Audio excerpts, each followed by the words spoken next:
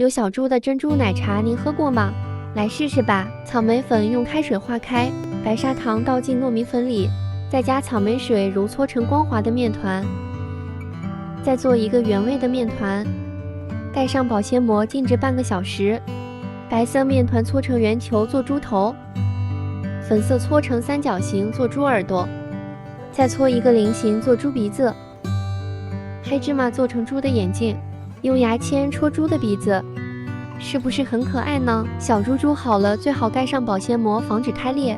水烧开，把小猪都放入锅中浮起来，再煮3分钟就可以捞起来了，放入冰水备用。记得煮奶茶，白砂糖开小火翻炒至焦糖色，加清水和红茶煮5分钟，最后加纯牛奶，奶茶就做好了。有珍珠的珍珠奶茶你喝过吗？